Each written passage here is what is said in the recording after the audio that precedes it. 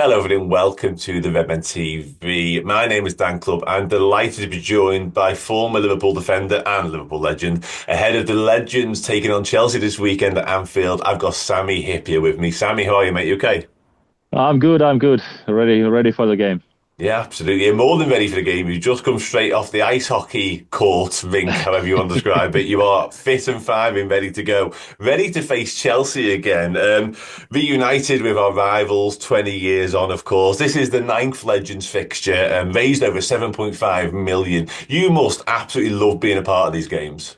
Yeah, it's great, and I don't know. I might be now one of the oldest guys on the field, so I'm proud of that as well. And yeah, it's always great opportunity for us old players to see our ex teammates and I love it, and I love the fact that the stadium is always nearly full to see us play there. And like last year when we played against Ajax, I think that was the record crowd for me at Anfield because when I played, it was the capacity was only 45,000. So Yeah. I'm happy for that there was like nearly 60,000 people watching us. So Even more than you were used to, absolutely. Yeah, I hadn't thought about that. But no, you're right. There are always special occasions and occasions for a great cause as well, much like this one for the foundation and beyond. Forever Reds and a couple of Chelsea trusts as well on board. They really are very, very special. I touched on it a moment ago, reunited with obviously your former teammates and friends of yours, but also from a Chelsea point of view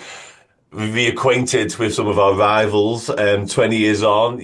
After the Stamford Bridge first leg, obviously you go to Anfield, second leg in Europe. We know how special that night can be and what that means and some of the miracles that have been performed there down the years. Like, how confident were you having had the goalless draw down in London? Can you remember sort of feeling like, well, we've got this now because we're in our home? uh, I thought somehow we felt confident that we'll do it, but Chelsea was a tough team to beat that time, and they had a good team, and you just needed to concentrate like you do to every game. That I think we had a good confidence that time, and yeah, I'm so glad that we beat them, and the crowd was actually absolutely amazing that night. That I think that was one for me as a player, one of the greatest games and the best atmosphere I've experienced at Anfield. I was going to ask you that because, it might have only been 45,000, but it sounds like 450,000, really. I mean, Yeah. two things on that. You mentioned it there. The atmosphere was just phenomenal. Like the noise that was emanating from that stadium that night, we still speak about it to this day as being one of the best atmospheres that's ever existed at Anfield, let alone for yourself. So that, and also after the goal, and it definitely was a goal, of course, from Louis Garcia. That, yeah, just to describe those next few minutes with the celebrations and that noise, just try if you can to explain that to us.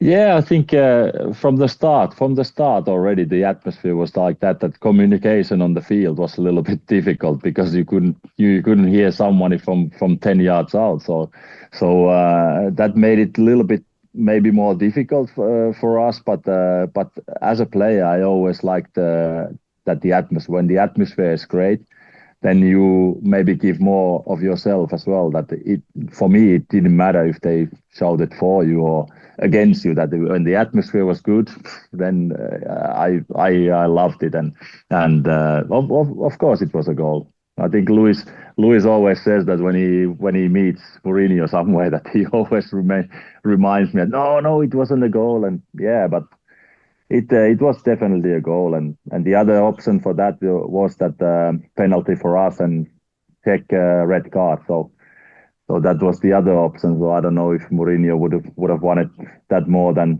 a goal, but yeah, it's what I remember from the game, like from the second half and everything. I of course I remember the atmosphere, but I remember also that they had a great chance at the end of the game, and it was just not too far from the far post. So Yeah. yeah, but it was that was a nice feeling, and nice to remember that kind of games that you everything went well, and especially the crowd, which it was amazing.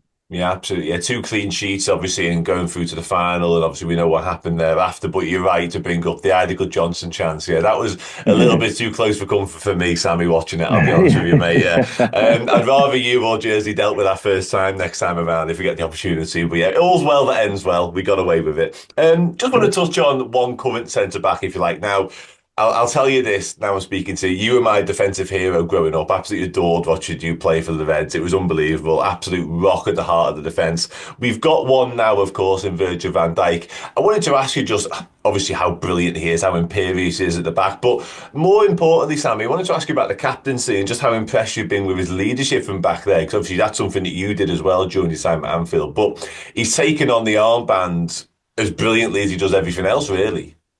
Yeah, I think you could see from the start when he came to the club that he took leadership at the back, and he was I don't know, I wouldn't think that the armband has changed him how he was and how he is on the field at the moment. That I think he was that kind of leader already when he came, and every team needs leaders there, and if you have too few leaders, then when you have a bad moment or bad period, you are in big trouble.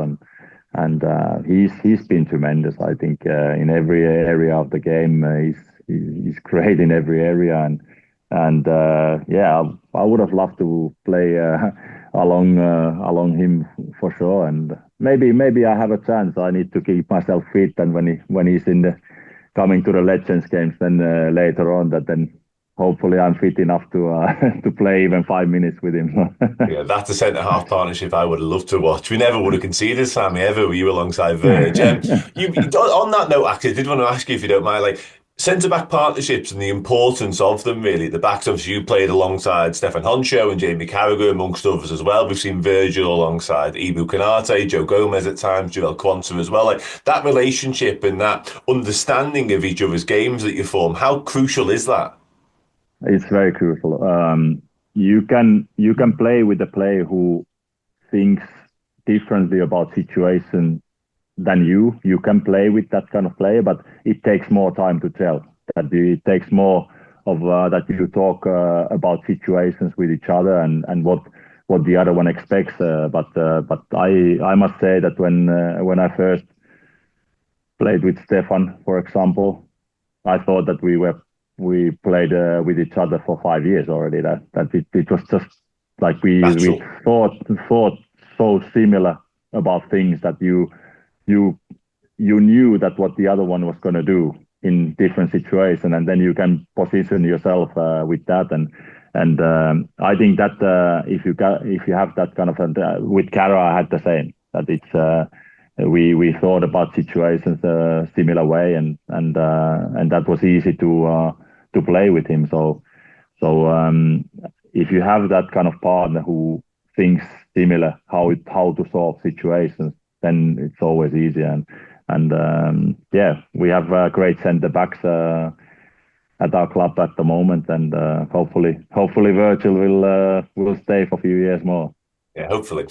Just finally then, Sammy, back to this weekend in terms of the game, in terms of obviously what it means to Liverpool, what it means to the wider community as well, because the foundation have set out some ambitious targets. They helped over 127,000 people last season. They've got targets to help over 500,000 people, I should say, before 2030. I mean, not just in terms of what the game is, being back at Anfield, full house, the stadium, seeing people loving the occasion, seeing people watch their heroes from yesteryear and all that sort of stuff. But beyond the actual football, these sort of events for the charity, for the foundation are so, so important, aren't they? Yes, the foundation is doing a great job, and I've worked with the foundation with the preseason tour, for example, in America last July, and they are doing great job, not only locally there, but also internationally, and obviously you need money to do that as well, and it's great that people are moving to see us play, and it's a great opportunity. I find it great that all the granddads and dads they can bring their grandkids and kids to see their time heroes. So it's great for us as well that the young kids get to know us a little bit better as well. And even though I think like the games when I play sometimes here, I don't play football that much. Like nowadays that I got a long career and I kick the ball quite a lot that time and I need to prepare myself a little bit for these kind of games to get the body adjust and used to the movements on the field as well and not to get injured.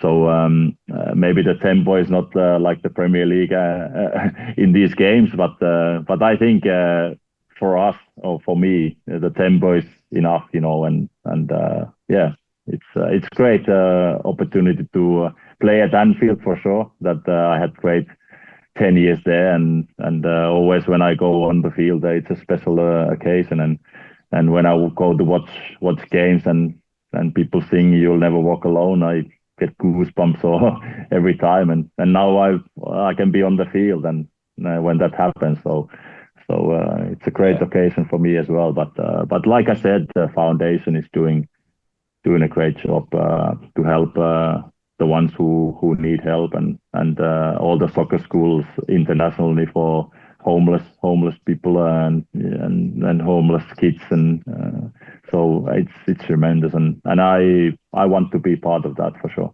Yeah, absolutely. They do so much good work. I've seen it firsthand. I've been involved in a few of the initiatives and a few of the events that we put on. Yeah, I am really proud of the work the foundation do from afar in my own perspective. Just on that there quickly, does the "You'll Never Walk Alone" never get any less special every time you walk out?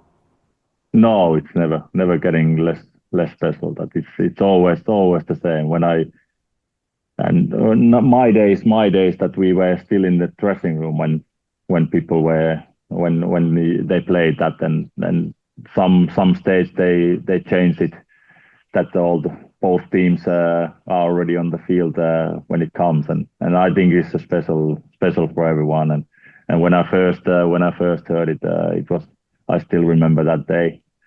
It wasn't the greatest day football wise because we lost that game, but yeah, it's always a special occasion.